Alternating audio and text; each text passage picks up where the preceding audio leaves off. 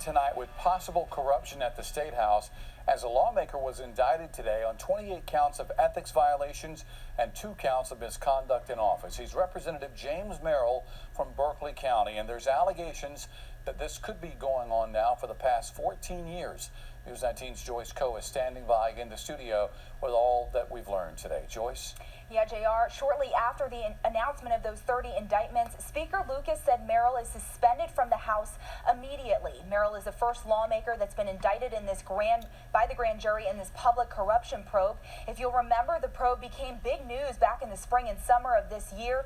Attorney General Alan Wilson had recused himself from the case, handing it over to Solicitor David Pasco. When Pasco tried to impanel a state grand jury to investigate corruption at the State House, Wilson tried to halt it. The two went to the Supreme Court, and the court eventually sided with Pasco, allowing him to continue this investigation.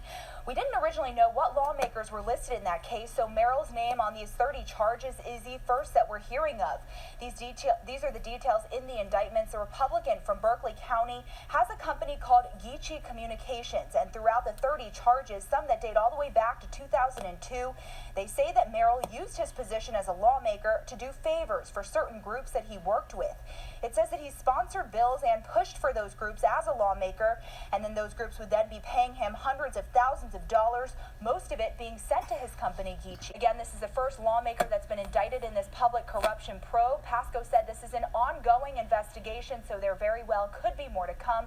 The date of Merrill's bond hearing has not yet been set. Reporting live in the studio, I'm Joyce Coe, News 19 WLTX.